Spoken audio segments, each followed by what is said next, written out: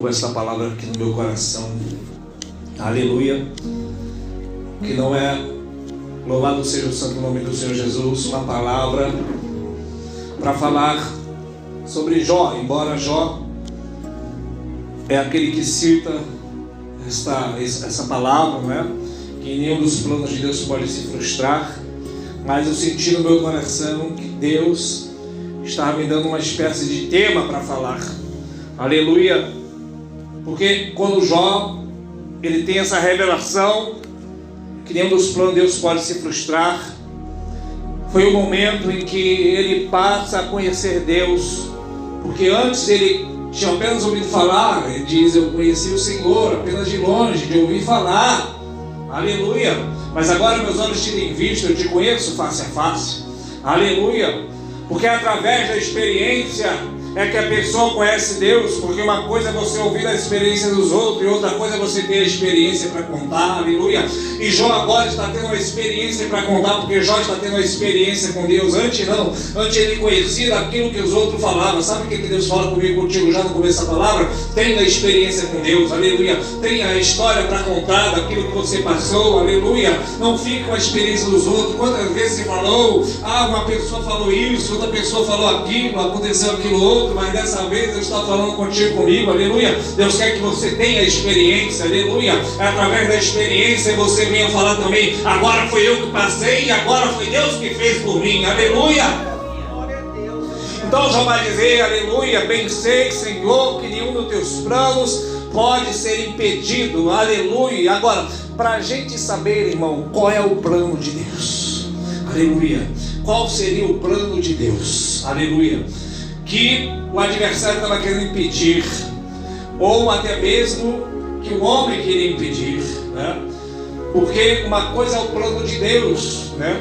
O profeta Isaías, ele vai dizer que Deus diz em Isaías 55: os meus caminhos não são os vossos caminhos, aleluia. Os meus pensamentos não são os vossos pensamentos, porque o pensamento do homem é da terra, o Deus é do céu. A Bíblia diz: os meus pensamentos são mais altos do que os vossos, aleluia, porque o pensamento do homem é da terra, aleluia, onde Deus é do céu. Então é como se Deus estivesse falando: meus planos, aleluia, não são os seus planos, aleluia, porque o plano do homem é da terra, o plano de Deus é do céu, aleluia.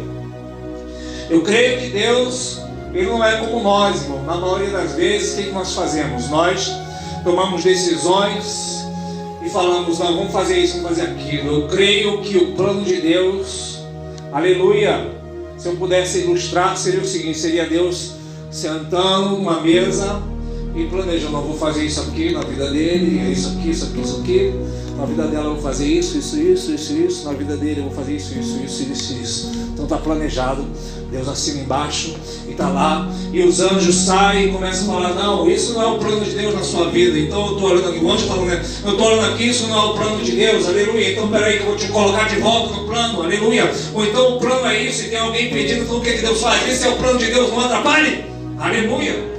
Porque nenhum dos planos de Deus poderá ser impedido. Foi isso que Jó está dizendo, aleluia. Então qual é o plano de Deus para mim e para a sua vida, aleluia? Isso aqui está querendo dizer o seguinte: que aquilo que é o plano de Deus, irmão, já que Deus chama a existência as coisas que não são como se já fossem, aleluia. Deus já sabia o que eu ia passar, mas ainda assim Ele estipulou um plano para a minha vida. Deus sabia o que você ia passar e ainda assim Ele estipulou. Escuta isso, aleluia. Deus não erra, aleluia. Deus não errou não, irmão, aleluia. Deus não errou na sua vida, Deus não errou na minha vida, aleluia. Por que Deus não errou? Porque Ele já sabia tudo que iríamos passar, ainda assim Ele fez um plano, aleluia. E o plano dele, aleluia, será cumprido, aleluia, porque a Bíblia está dizendo que nenhum dos seus planos poderá ser impedido, aleluia. E como é que o adversário, ele faz para tentar atrapalhar o plano de Deus? Vamos pegar Jesus como exemplo, né? Jesus, ele nasceu, né? E Deus tinha um plano. Qual era o plano de Deus? Desde lá de Gênesis: enviar o justo para morrer pelo injusto, enviar Jesus, o seu filho, para que todo aquele que cresce nele tenha a vida eterna. E quando Jesus nasce, aleluia, Satanás vai tomar Herodes. Para quê? Para matar Jesus ainda criança, para o plano de Deus não se cumprir. Embora nós sabemos que a desculpa de Herodes, porque Herodes, sabendo ou não, estava sendo usado por Satanás para querer impedir um plano maior de Deus. Herodes vai inventar a desculpa que é o seguinte, que ele tinha que matar aquele rei, aquele novo rei, porque ia tomar o lugar dele de rei. Mas por trás de Herodes estava Satanás pensando, aquele rei do céu vai tomar o meu reinado da terra. E foi o que aconteceu. Jesus ia tomar e tomou o reinado de Satanás. A Bíblia diz que o Senhor despojou os principados e potestades. Despojar é tirar a armadura, é tirar todas as armas, jogar por terra. E diz também que ele triunfou sobre ele, expôs Satanás, o inimigo, publicamente. Ou seja, botou Satanás para ser envergonhado no mundo espiritual de forma pública. Então Jesus tomou o reinado de Satanás e depois ele disse: é me dado todo o poder no céu e na terra. Então o que o diabo quer fazer? Frustrar os planos de Deus, tentando mandar matar Jesus.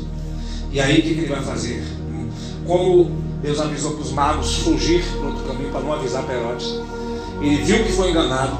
Tinha passado 2 anos a partir daquele momento que os magos viram a estrela.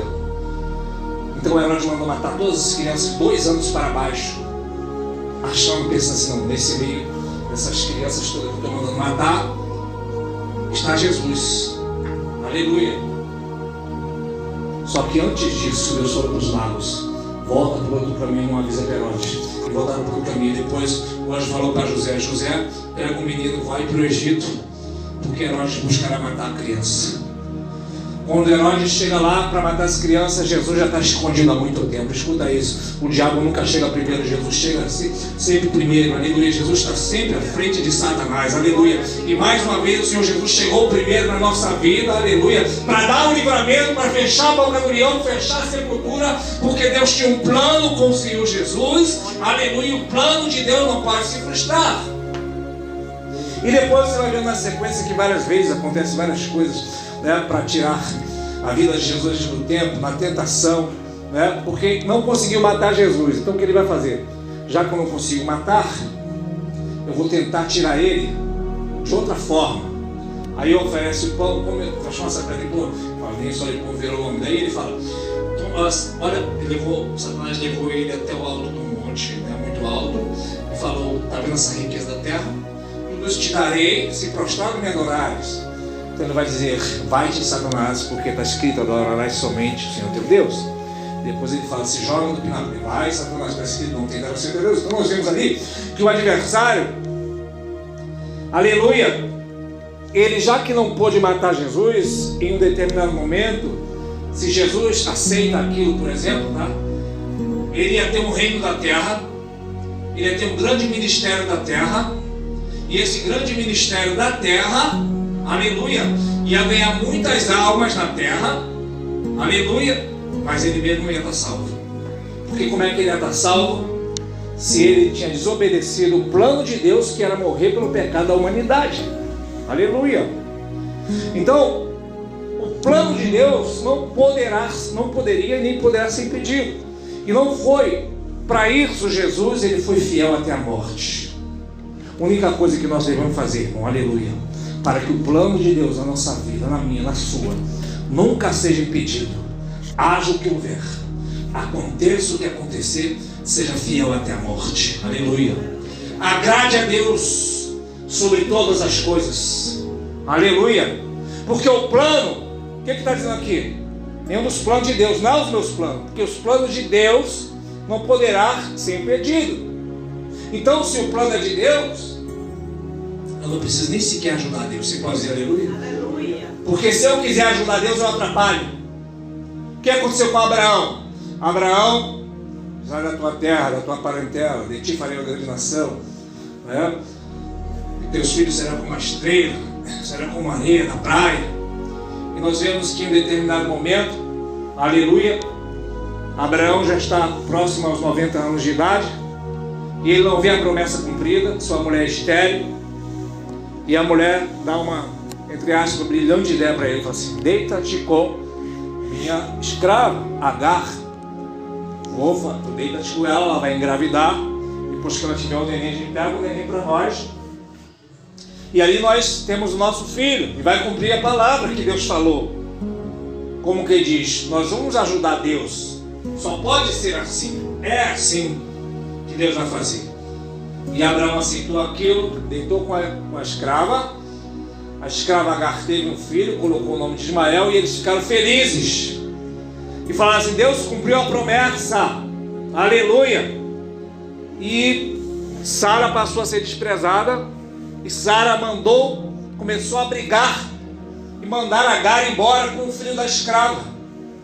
Aleluia. E Abraão foi brigar com Sara. E Deus falou assim para Abraão: Abraão, lança fora o filho da escrava, porque de maneira nenhuma ele vai ser o herdeiro. O filho e a promessa é com Sara. Aleluia. Ou seja, ele está dizendo: não precisava você me ajudar, porque não é por aí. Aleluia. Ou seja, ele tentou ajudar e atrapalhou.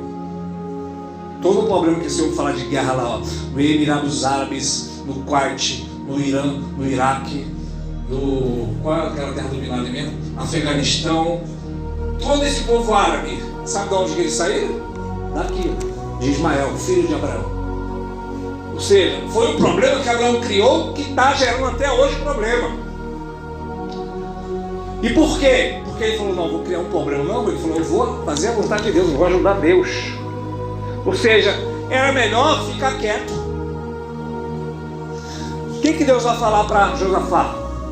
Quando Josafá vê o inimigo contra ele, começa a buscar a Deus, e Deus usa o profeta e diz assim: estai quieto, estai de pé e vede o livramento, porque esta peleja não é vossa, ela é de Deus. Aleluia. Então, quando ele ouve essa palavra, irmão, ele sequer manda o povo se armar. Ele mandou o povo: faz o seguinte, todo mundo tem espada, tem lança, tem escudo, mas eu quero que vocês peguem os instrumentos e comecem a adorar. Aleluia. Isso é uma fé ousada demais, irmão. Aleluia. Isso é uma fé ousada demais, que ele poderia falar assim: está vindo o inimigo contra mim, Deus vai me dar vitória, mas eu vou pelejar. Ele falou assim: não, eu vou louvar. Aleluia. A fé de Pedro, irmão. Aleluia. Aleluia. Pedro estava preso na prisão, Tiago morreu, Pedro vai morrer no dia seguinte. E não era só uma ameaça, irmão, que você recebe de um bêbado na rua ou de alguém. Era algo real. Mas no entanto a Bíblia diz que ele dormia. Eu posso falar um monte de fatores que faziam dormir, como ele tinha uma promessa, né, que Deus falou: quando fores velho, te cingirão. Ele não é velho ainda, né? Mas o que me chama a atenção é que mesmo assim nós somos seres humanos. A nossa carne é muito fraca. Aleluia. Então qualquer problema, o que acontece comigo? A gente perde o sono, não é? Ficamos preocupados. Aleluia. Mas eu quero acreditar, irmão, numa coisa. Ultimamente tenho pensado nisso. Aleluia. Porque pela misericórdia Deus me deu graça de orar, irmão. Muito tempo. Já teve vezes que eu fiquei 5 horas orando só em línguas. Mas estou abrindo aqui para os irmãos só vão entender o que eu estou falando. E está tudo tranquilo, tudo bem, esperando nas promessas de Deus. Só quando a coisa fica feia, eu falo para Deus: Deus, já que a coisa está feia, então desta vez eu nem vou orar. Aleluia. Porque quanto mais você ora quando está tranquilo, tudo bem, porque você está mantendo sua comunhão com Deus, você está esperando em Deus. Mas quando a coisa fica feia para Pedro, em vez de Pedro ficar desesperado, clamando, suplicando, ele falou: eu vou descansar nas mãos do Senhor. Aleluia. Quando você descansa, isso é sinal de que você está confiando totalmente e não confia nem sequer na sua oração. Então, nós começamos lendo que os planos de Deus não poderão se frustrar. Aleluia. Ou seja, tudo que é plano de Deus, aleluia, eu não só não se frustrará, como eu não precisarei ajudar a Deus. Aleluia. Eu não preciso ajudar a Deus. Você não precisa ajudar a Deus. Aleluia.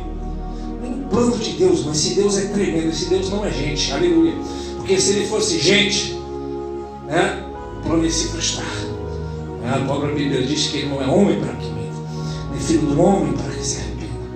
Então Deus tem um plano para cada um de nós, para as nossas vidas. O plano da salvação não se frustrou. Eu poderia citar vários outros momentos de Jesus. Jesus está no barco, Satanás tenta matar ele afogado, porque o afogamento não iria derramar o sangue na cruz, conforme dizia a promessa. Então ele está dormindo, vem aquela onda e Jesus repreende: vento e mar, acalma-te. E os discípulos assim: Senhor, como é que tu conseguiu isso? Olha, né? Então nós vemos também Herodes tentando matar mais na frente Jesus outra vez, e ele foge. Vemos Jesus na cruz e eles diziam: desce da cruz, salva-te a ti, salva a ti também. Salva-te a ti, salva os outros aí que estão crucificados contigo também. Se Jesus desce da cruz, porque ele tinha poder. Vemos Jesus na hora de ser preso. Pedro pega uma espada, corta a orelha de um soldado chamado Malcolm, e Jesus falou assim: guarda a tua espada, porque esta é a minha hora. Se eu quisesse, eu oraria o Pai enviaria 12 legiões de anjos, ou seja, o Pai enviava milhares de anjos. Mas como se cumpriria as Escrituras? Aleluia. Ou seja, existia toda uma forma do plano de Deus não se cumprir, mas se cumpriu na vida do Senhor Jesus, porque era o plano de Deus. Aleluia. Então aquilo que é o plano de Deus para nossas vidas, aleluia. Inclusive, amados irmãos, o diabo, a Bíblia diz que ele é astuto, ele é mentiroso, né? Ele é teimoso, ele não é perseverante, que perseverança é uma qualidade, e ele tem defeito, que ele é teimoso. Teimosia é como um pecado de rebelião e de feitiçaria e de idolatria, né? Mas ele, irmãos, não tem a sabedoria de Deus, né? Ele não tem a sabedoria de Deus. Então, vou te dar aqui um exemplo. Em algum momento, ele vai usar as multidões falando para matar Jesus, né? Mata. E o Pilatos fala assim: mas ele não fez mal nenhum, mata ele, crucifica. Mas aquilo estava levando ele para aquilo que é o plano de Deus. Aleluia. Veja a mulher adúltera, por exemplo. Os adversários pegam aquela mulher adúltera, né? Os fariseus levam até Jesus e falam assim: esta mulher foi pega adulterando. Está escrito na lei de Moisés que tem que analisar. O que tu dizes? E Jesus vai dizer, Jesus vai ficar escrevendo no chão, né? A Bíblia não diz o que estava escrevendo. Aleluia. Então eles insistiam, Jesus não respondia nada. Então Jesus vai falar assim: aquele que está sem pecado, tipo, primeira pedra. Porque diz: está bom, a lei é verdadeira, tem que tirar a pedra. Só que tem que ser duas testemunhas. Eu sou uma testemunha verdadeira, Jesus está pensando assim. E aquele dentre vós que também é uma testemunha verdadeira, que está sem pecado, atire a primeira pedra, e depois eu também vou atirar. Então eu vou escrever e ninguém atirou, porque todos tinham pecado. Mas o que nós vemos ali? Que os adversários pegaram aquela mulher e levaram aquela mulher para onde? Para Jesus. Aleluia. O adversário, se ele tivesse sabedoria, ele não fazia isso. Aleluia. Porque ela foi levada para Jesus. E Jesus veio para perdoar os pecados. Você pode dizer aleluia? Aleluia. Glória a Deus. A lei, irmão, a lei, os adversários podem simbolizar Satanás ou a lei. Porque a lei, ela não traz a salvação. Ela veio para condenar o homem, né? E ela leva para Cristo. E Cristo vai lá e dá o perdão. Aleluia. Como diz em São João 1,17, que a lei foi dada por Moisés, a graça veio pelo Senhor Jesus. Porque na lei diz não. Ou seja, fala aquilo que o homem tem que fazer, ou que não tem que fazer. Na graça, é o Espírito Santo que age através de nós, e nós obedecemos por amor a Jesus. Você pode dizer aleluia? Na lei, né, Deus dá a lei, os mandamentos, e logo depois, no Monte Sinai, morrem 3.000 pessoas. Na graça, o Senhor, Deus dá a lei, inclusive no dia de Pentecostes. Na graça, no dia de Pentecostes, Deus dá o Espírito Santo e são salvas, em vez de morrer 3.000, são salvas 3.000 almas. Ou seja, enquanto a lei traz a morte, a graça traz a vida. Então nenhum plano de Deus pode se frustrar. Qual é o plano de Deus então que você pode estar pensando? Então nós já vimos que o plano de Deus para a salvação do homem não pode se frustrar. Aleluia. Agora, existem coisas na nossa vida, né, Diz lá em Romanos 8,30. Vamos estar de pé em nome de Jesus. Está escrito assim, ó. Que aos que dantes o Senhor conheceu, também os predestinou para ser conformados do seu filho. Aos que predestinou, chamou, e aos que chamou, justificou, e aos que justificou, glorificou. Ou seja, o que está escrito ali? Não está escrito aos que o Senhor chamará, Ele justificará e glorificará. Não. Paulo escreve, irmão, uma coisa que vai acontecer, mas ele põe no passado. Ele fala, aquele que ele já chamou, lá no passado. Aqueles que ele já chamou, ele já justificou.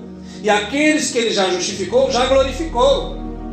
Então o que a Bíblia está dizendo, irmão? Isso é muito forte. Olha o que a Bíblia está falando. Olha o que Paulo está dizendo. Que eu não era nem nascido, mas o Senhor já tinha me chamado na visão dele. Eu não era nem nascido, o Senhor já tinha me justificado na visão dele. E eu nem estou no céu, mas eu, na visão de Deus, já fui glorificado. Ou seja, Deus já nos chama, já está nos vendo com um corpo de glória. Glorificado é o corpo que nós vamos receber depois de morto, depois de ressuscitado, depois de arrebatado. E aos que chamou, justificou, glorificou. Ou seja, na agenda de Deus já está tudo escrito. Eu não preciso sequer ajudar Deus. Você não precisa sequer ajudar Deus. O que você precisa? Então, crer. Você precisa só isso, crer. Quando aquele homem lá na cadeia, quando Paulo ele prega, ele expulsa o demônio do espírito de adivinhação, né? E Paulo e Silas oram e cantam próximo da meia-noite. O que vai acontecer?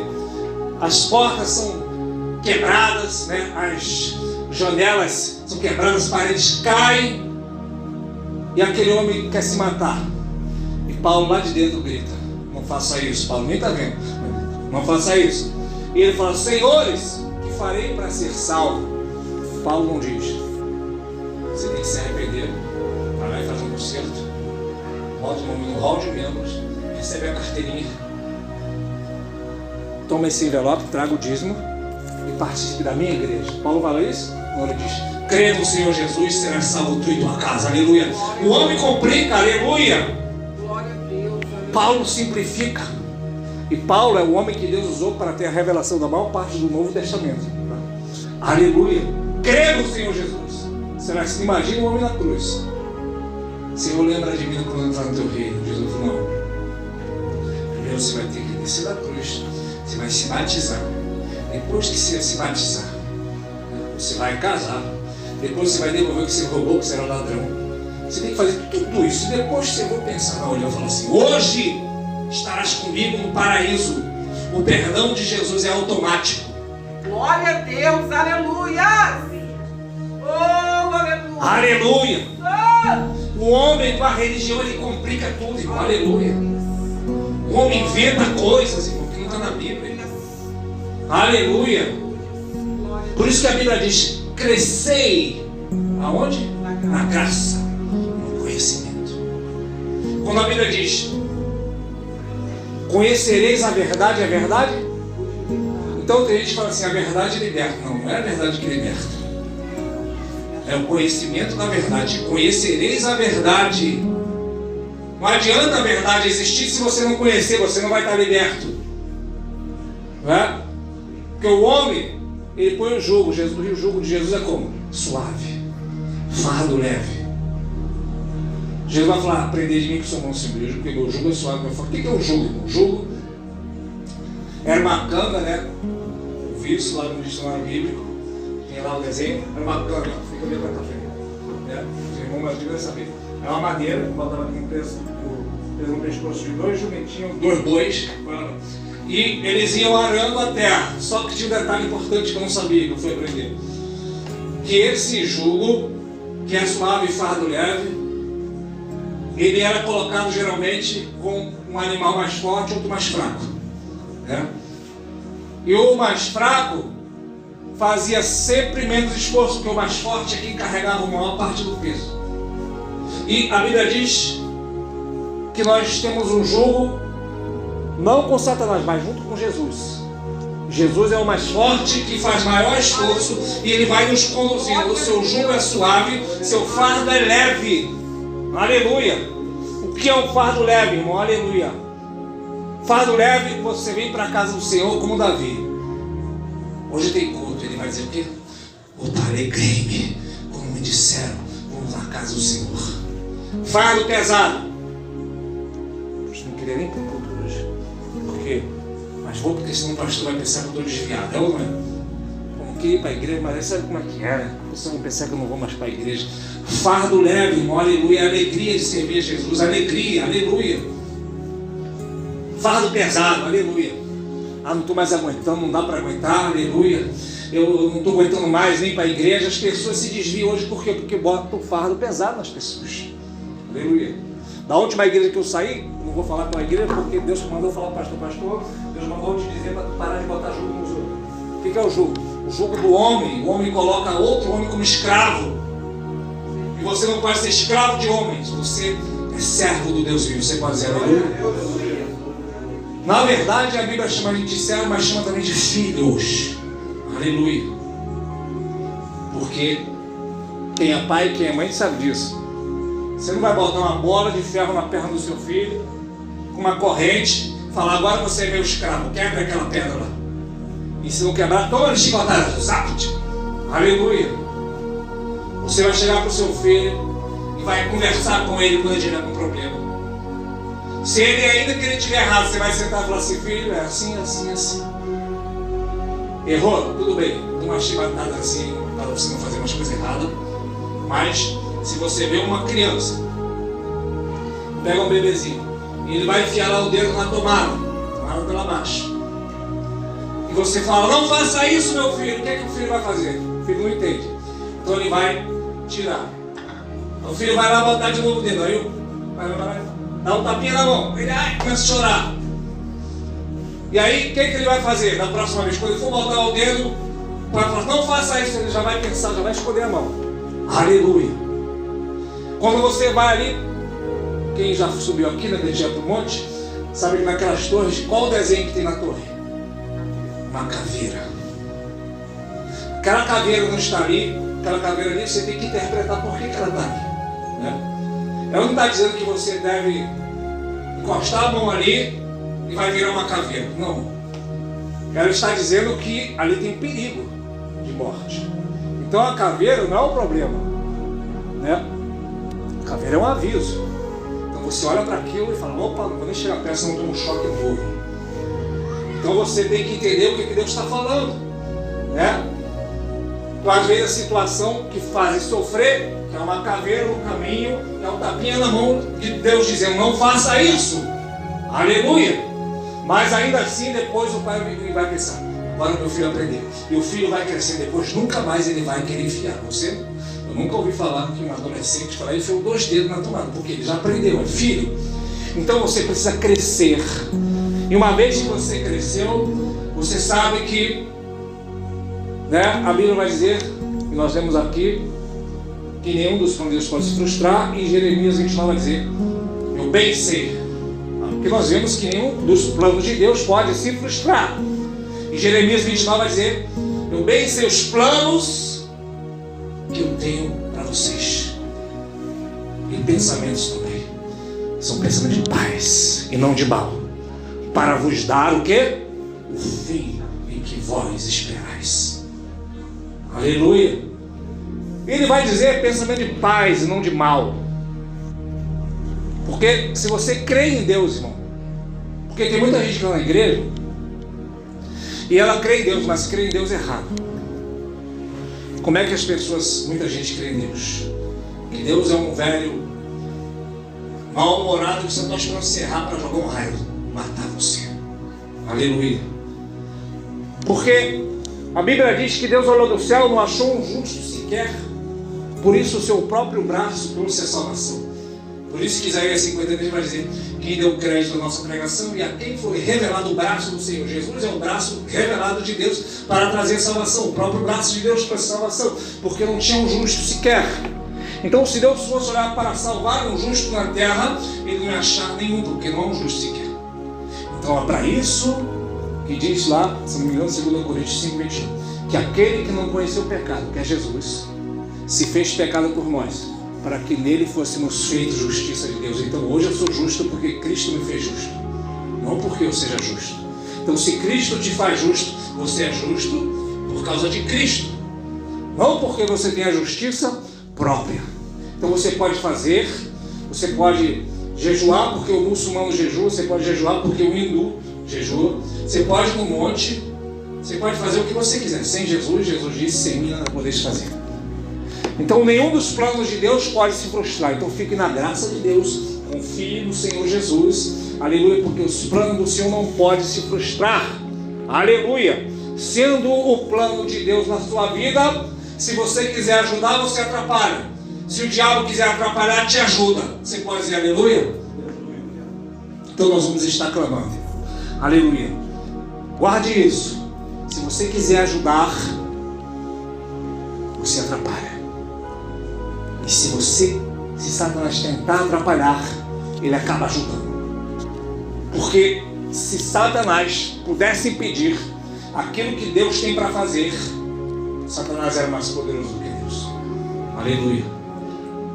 Em São João 10 vai dizer, Jesus vai dizer, as minhas ovelhas ouvem minha voz, aleluia. O Pai, ninguém pode arrebatar da mão do meu Pai, porque o Pai que as me deu é maior do que todos.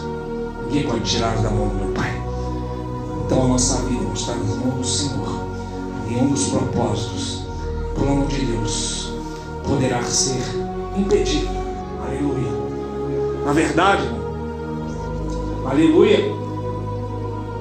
Imagina quando, já vou terminar aqui para a gente orar. Imagina quando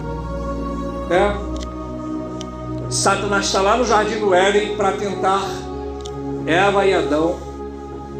Quando ele cai, ele deixa de ser anjo. Está escrito em Isaías 14 e Ezequiel 28. Deus poderia simplesmente naquele momento ali jogar ele no lago de fogo, mas Deus deixou ele ali. Ele tentou Eva, tentou Adão, eles pecaram, aleluia. E alguém pode pensar, e Deus pensou, e agora? O que eu vou fazer? Eles caíram em pecado ou não? Aleluia. Tudo fazia parte do plano de Deus. Você pode dizer aleluia? Porque se Deus permitiu, é porque Deus tinha um plano maior. Aleluia. E ao enviar seu Filho Jesus na cruz, aleluia, a Bíblia chega a dizer, no 1 Coríntios 15, passando por tudo isso, pela lei, pelo pecado, por Satanás, a Bíblia chega a dizer que o aguilhão da morte é o pecado, a força do pecado é a lei. Ou seja, o que está dizendo ali? Que na obra de Cristo, ele termina dizendo, graças a Deus que nos dá a vitória por Jesus Cristo. Para resumir, o que a Bíblia está dizendo? Que quando Jesus morre na cruz, você já viu aquela figura na morte que tem uma foice? Aquela foice ali, Paulo está dizendo que chama-se pecado. E a força para matar o pecado está na lei. Então, em Cristo, a morte morreu e a morte não tem mais foice. É isso que Paulo está dizendo. A morte não tem poder sobre vós. Olha a obra de Cristo, irmão. O adversário é um inimigo que existe, nós não ignoramos. Porém, contra nós, a Bíblia chega a dizer que ele está derrotado. O Senhor nos deu poder para pisar serpentes, escorpiões e toda a obra do mal, toda a força do adversário, nada não fará dano algum contra nós. Aleluia. Todo o poder foi dado ao Senhor no céu e na terra. E assim como se você acaba de comer e você joga o resto, vem cachorro, vem todo bicho, a lavagem vai para o corpo. Assim hoje para os filhos do rei Jesus, a igreja tem autoridade, inclusive diz Efésios que todas as coisas estão debaixo dos pés de Jesus, dos pés da igreja, que Jesus é a cabeça, os pés faz parte do corpo.